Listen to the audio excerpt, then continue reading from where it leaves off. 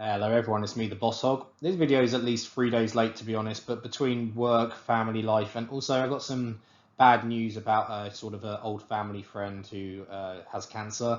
I just didn't really feel like doing a video last week, so this is a bit of an update. I've also got a little bit of time off work today and tomorrow, so I decided to look at my channel as a whole, and there's some updates in that regard as well. So let's do it.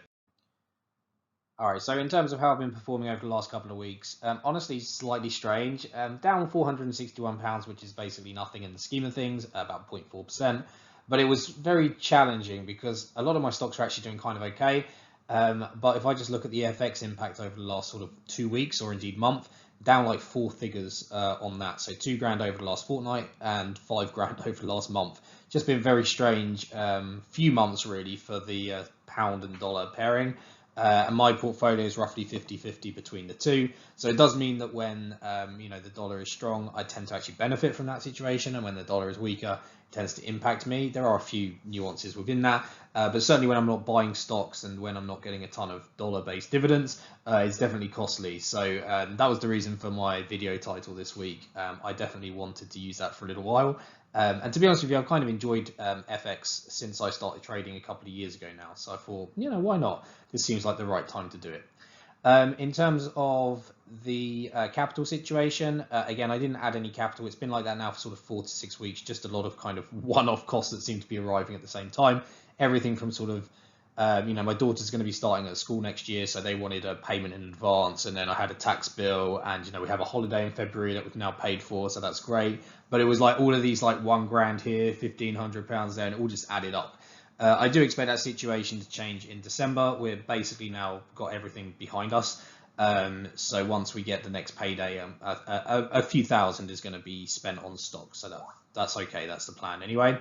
I did have one more dividend in terms of last month, which was Redrow. I just reinvested that straight into Redrow. That was the only thing I bought basically. So I'm not even going to tell you what I bought within its own separate component within this video. I'm just telling you now because that was the only thing I bought. For me, I still like housing in the UK. It's going to be a little bit rough for a few years potentially. But ultimately for me, the whole sector is trading on tiny multiples, kind of 4 or 5. And even if there is a revision in its kind of the multiple or what it's going to be earning, I don't believe that it's going to even come close to halving. I also like Redrow specifically. I think it sort of targets a lot of the sector and the regions that will be less impacted by financial difficulties exposed elsewhere. So that's why I specifically picked Redrow. But lots of people have lots of opinions about UK house builders at the moment. I think that most of them represent a good opportunity. There are one or two that are a bit beaten up, I would say, and maybe for some good reason. But for me, Redrow looks like a good bet. So that's my play, and I'm more than happy buying at the current levels. I did get the dividends paid by Games Workshop and the ETF there, the iShares Global Clean Energy, but it came through at like 6 o'clock on Friday night, and I just haven't actually bought those shares yet. So actually, by the time you watch this video, I bought these shares, reinvested into both of them on Monday night. So I have now bought them, but it's a different week. So we'll touch that when we get to that week. This is a new graph, and I can't believe I didn't actually have a graph for this, but it's basically just my underlying portfolio over time. I started measuring this from January 2021.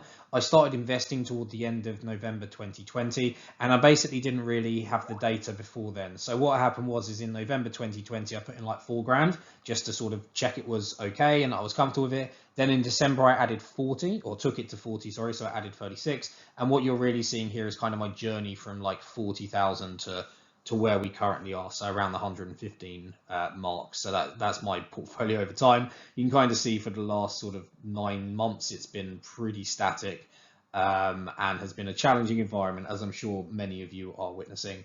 And in terms here, so the top left graph for anyone who's new for the format for the last few weeks, the top left graph is taken from my Google document. So I have 3 different portfolios that I bring together on a Google spreadsheet. However, Google can be slightly different to what my brokerage is recording, not by very much, often by like 0.1%, but everything from kind of buy-sell spreads to FX differences, can make a difference at these kind of volumes now. So what I've started to do is basically do a weekly reconciliation, and then within that, I'm kind of tracking it over time. Now this week, it's kind of, I'm actually lower on Google than I am on Trading 212.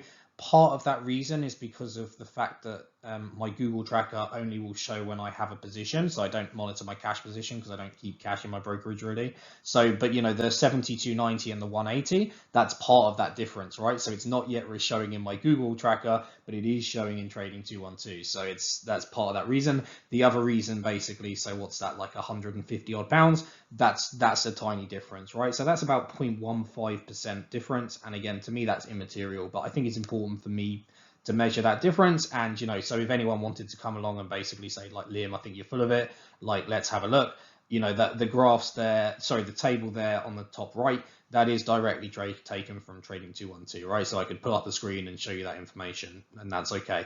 I just don't really think it delivers any more value than these videos. And to be honest, like I say, I primarily just like to manage it from a central spot rather than flicking between three different portfolios as it currently stands. I think it's also worth mentioning as well that my non-ISA portfolio there, that's basically my emergency cash. So if ever I need it, I can take it out of that account, have no tax implications because it's a small amount. Whereas the stuff in my ISA is really long-term planning, and you know, I don't want to touch it basically unless I really have to. So that's kind of why I use that distinction as well. So yeah, that's everything at a summary level that I wanted to talk about, but let's have a look at the detail within my portfolio now. All right, so actually, to be honest, it was a fairly good couple of weeks if you look at it from this perspective. The main reason is FX, as I've already touched on, which will be included here in the percentage movements, right? So if you look at Genius over the last 2 weeks, they will have moved up more than 7.64%, but the difference then is it would have been pulled back a few percent because of the impact of the weakening dollar, which ironically, in a way, for Genius is actually a good result, the dollar being going in that general direction. But again, with these things, it sort of swings and roundabouts to some degree. But you can see a majority of my positions were actually positive, including some beaten up stocks. So I'd include Games Workshop and medical properties within that, and actually Huntsman as well, maybe Walt Disney, obviously with their CEO change. So actually a lot of my kind of beaten up shares did pretty well this week. And interestingly, Amcor there, which has been on a bit of a tear since its last earnings update, had a bit of a pullback / consolidation. If you actually look at its share price movement over the last few weeks, it's up about 50%. So to be fair, I was expecting some consolidation. I still consider this undervalued by about 20 to 25%. I feel like I know Amcor extremely well. But I can appreciate that it's probably time for the market to pause. And to me, it's no longer the absolute screaming buy that it was sort of 6 to 8 weeks ago before that big run up. And now it's probably undervalued as much as many other companies out there as well. But still, I think it's a good play in the semi space, and I'm very happy that it's my just about still my largest position at the moment, ahead of Gamma. So yeah, so a lot of things moving in the right direction, and broadly happy with the movement. Semiconductors a bit beaten up in general, and Amcor there specifically having a bit of a consolidation period. But to be honest with you, instead of going into earnings, I wanted to kind of talk a little bit more about my plan for the channel and for these weekly videos moving forward. And to be honest with you, there's a couple of reasons for that. First of all, I started a new job a month ago, and I deliberately started a job that is incredibly demanding. Not only does it pay well, in fairness, or what I would expect it to pay, but I realized when I was kind of like feeling a bit down over the last few months that I needed something really meaty. I needed something challenging. A few years ago, was a part of the management team that turned around a failing business, and it was incredibly exciting and empowering to turn around a business that was 15 months away from being written off. And, you know, within 5 years, we sold it for like $1/3 of a billion. And I've kind of taken part in a similar opportunity at the moment, similar kind of seniority, I would say. It has the potential to be valued at more than that business, but the area that I'm part of and basically leading is in need of significant improvement. And, you know, that's kind of why I wanted it. I think we're very aligned, myself and the company. But what that's meaning is it's just putting so much. I just don't have the time basically to be sort of spending time reviewing 40 companies. But I still enjoy making these videos. It also helps keep me disciplined. So I sort of, you know, I took some time to myself over the last couple of days. Had some leave anyway, I'm allowed to use before Christmas. And so I just want to walk through what my plan is moving forward, because I still do want to do these videos and indeed tweak my channel very slightly. So I want to explain what I'm going to be doing next. Let's do it. All right, so to start with, I mentioned I don't want to cover 40 companies, but there are companies within my portfolio that I do really want to become a recognized expert at. And basically, it's the list on the left. There are other companies in my portfolio, the likes of Disney, the likes of Apple, that are of great interest to me, especially Disney at the moment. It's going through all kinds of changes. But if I'm honest, I think other people cover it better. and everyone's doing it. And I kind of would like to add more value in doing companies that are given less exposure, and or companies that I feel particularly knowledgeable about or have very strong opinions about. And so what I've done is I've basically picked out a dozen companies within my portfolio that I think I know reasonably well already. And actually, more importantly, I don't think they're covered particularly well elsewhere. And then what I've basically done is the expertise column here is a bit arbitrary, but it's measures that I've picked in terms of how comfortable I feel talking about them. And then the scores and what they mean there is on the right. So to be honest with you, I'd be somewhat concerned if, very large holdings within my portfolio I didn't have particularly good knowledge about them. But there are companies within this, like especially if I look at the Russian miners here, like I haven't really looked at these since a certain war happened. Maybe that's because I didn't want to, but also it's a case of like no one's talking about them. I'm still sitting on significant paper losses here that may take years to pay back, if at all. So I'm a bit dated in terms of my knowledge there, right? Like I'm just 9 months out of date well, especially Polymetal, and about 6 months out of date in terms of Everaz. But even still, like within these, I would say only Gamma is kind of qualifying as like really detailed knowledge about the business and all aspects of the business. And I kind of want to kind of as a kind of soft target for myself, kind of nudge up the expertise here and like really focus on these companies specifically. I think it is something I'll have the time to do, to focus on sort of 12 companies instead of 40. And by focusing on these, I want to turn myself into like a real expert, so that if people come to me and want to talk about Hollywood Bowl, then I should be able to tell them, what the management team is doing, what the strategy is doing, what their electricity hedging looks like, their growth strategy, how it's looking in Canada, or their international expansion, right? I really want to be kind of like that level of expertise where I almost kind of know off the top of my head, and where people can recognize me, I guess, as the expert for these things, or at least on YouTube, free to get expertise, etc. So basically going on all of their earnings, keeping very familiar with the business, and not just the business, in order to get like these 9 or 10s, to really sort of start looking at like SWOT analysis, so strength, weaknesses, opportunities, and threats, their strategy, key personnel, and other sort of challenges that are impacting that business, or indeed opportunities, right? Like I know Fever-Tree, for example, like is that an acquisition target for Diageo or Pernod or somebody, right? Why is it? Why isn't it? What's the impact of shipping and glass and etc., right? To really kind of give that level of detail, where you have confidence that what you're being told can potentially be part of your investment decision, right? Either to go ahead with it or not. So I want to kind of get to that level, and regardless of whether you feel like I've got to that level, I want to feel good in myself about the fact that my expertise of these companies are moving in the right direction. So I'm going to focus on these dozen companies. I have given myself an other here, and that's because like within or outside of that, basically, I want to kind of look at areas where I think I have a strong like competence level. So, I've been quite bullish in the past talking about Cerillion, which is a very small UK telecoms billings company. And, since I started talking about it, that company's up like 60%. The only reason I don't own it anymore is because I had to sell it due to a conflict of interest. But I love the company, and likewise as well. Like I recently saw Vodafone's results, and I thought they were dreadful. And they've just recently announced that they're replacing their CEO. I'm not convinced that putting in the CFO, at least on a temporary measure, is the right move. But again, I kind of want to give myself the flexibility to talk about telcos, software companies, those kind of things where I think I have a high area of competence, and or where I have strong opinions. So there I would pick like Unilever, for example. I haven't got competence in that sector, but I have very strong opinions about Unilever that actually, in their last earnings, I kind of thought they were okay. But I still want to allow myself the freedom to talk about things where I have a strong opinion, either because I'm really bullish or really bearish.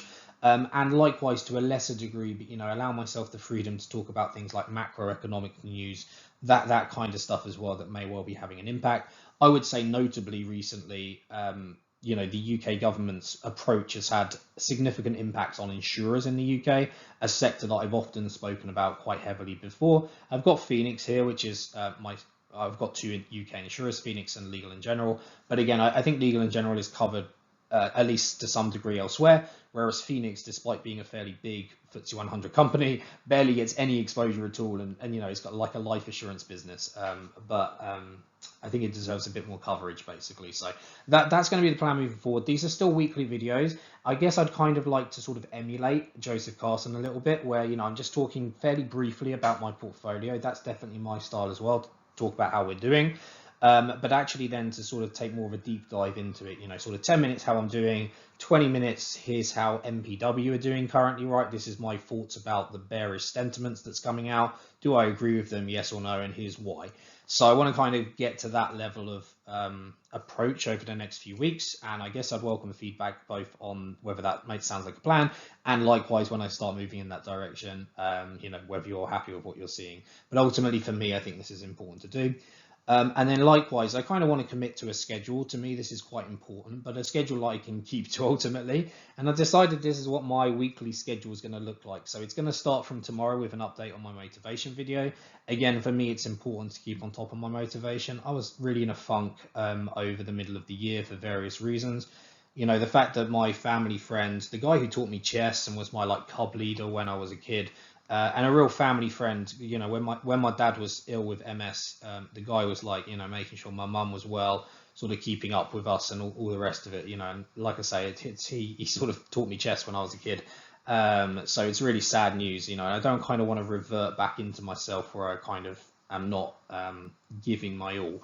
So I think it's important to kind of talk about this stuff. It's something that isn't very naturally easy for me to do. So by kind of making it part of a structured conversation, I think it helps me talk about it, basically. So I want to keep doing my motivation videos. Then I'm kind of going to introduce a new video on Friday and Monday. And this is really off the back of some reading I've been doing where, again, it talks about discussing things. So I'm going to have sort of Friday and Monday are more or less the opposite. So on Friday, I'm going to talk about something that kind of annoyed me during the week. I already know what the topic is going to be this week, but we'll get into it on Friday. But ultimately, this is going to be an incredibly broad-ranging thing. It can talk about a news article I disagreed with, something happening that I dislike. It's going to kind of be like a bit of a grumble, I'm not going to lie, but hopefully it'll be I'll try and keep away as much as possible from politics and religion, although I suspect specifically with politics it may well cross that from time to time, although on this week it definitely won't. But I kind of just want to get stuff out there, so that might sound a bit negative, but hopefully it will be interesting, and it will just be me talking for sort of like 5 to 10 minutes to get stuff off my chest. If I need to set up a second channel for that, I will, but it might also be just fun for you guys to kind of see what grinds my gears. I think I borrowed that from Family Guy. They may well have borrowed it from somewhere else, but ultimately it's stuff that kind of annoys me, so that's fine. Stock updates, I'm going to commit to doing that on a Saturday, and it's going to be what I've just discussed here. And then on Monday it's kind of the opposite from my Friday grumbles, and this is going to be what I'm going to call Thanksgiving musings. Again, this was from some reading I've done, specifically from Guy Spear, who talks about finding your Omaha, which I quite like, obviously in reference to Buffett. But kind of just like reflecting, well, like what makes you thankful, like taking some time out to kind of be reflective and appreciative of things. So that's going to also range, but it's going to be the more positive side. I'm going to be thankful for X. I'm happy that this is the case, right? And just kind of talk about that. And I think again, like a lot of people can get stuck in a fairly negative mindset. And don't get me wrong, it's important that you confront that negativity when and where it arises, which I guess is part of the purpose for Friday as well. But it's also important to, remember that it could probably be worse. And actually be really thankful when stuff is going well. I think it's very easy to forget that we live at one of the healthiest, happiest, safest periods in history, and certainly the vast majority of people watching this video are more fortunate than they would have been even 50 to 100 years ago, and in many parts of the world likewise. So I think it's kind of worth taking a step back. It'll be personal to me, but at the same time it might give you reasons to be thankful or appreciative or anything else. So that's going to be my plan moving forward. I want to commit to it here. I want to get more regular. Certainly Monday and Friday videos really shouldn't take me too long at all. It's going to just be, like I say, something that's in my mind, and I'm always going to free text it. I won't even make notes. I'll basically, this is my inspiration, this is what I want to talk about. But then the motivation video will take a bit longer, and the stock updates I actually suspect will take a little while, and that's why I wanted to do them on Saturday specifically. Me and my wife, we split childcare on the weekend, and again, my wife, I think, enjoys me doing these videos. She is one of my viewers, And I can easily work with her to make sure that I can spend an hour or two required to keep on top of the stock updates on a weekly basis and work around our daughter as well. So that's the plan. Sorry for my irregularity recently. Like I say, I'm 1 month into a pretty demanding job, and I just getting that news last week just kind of took the wind out of me a little bit, to be honest with you. And I just, I kind of learned the lesson from not taking some time to myself previously when other family members, etc., passed away. And this guy is, he's not recovering. So I just kind of wanted to take some time to myself and kind of make sure I was mentally in a good spot. And I guess I'm there as much as you can be in these situations. So that's that. Moving forward, this is the plan. So I hope you'll stick with me. And I guess thank you very much for watching. I've been the Boss Hog, and good luck with your investing. Bye for now.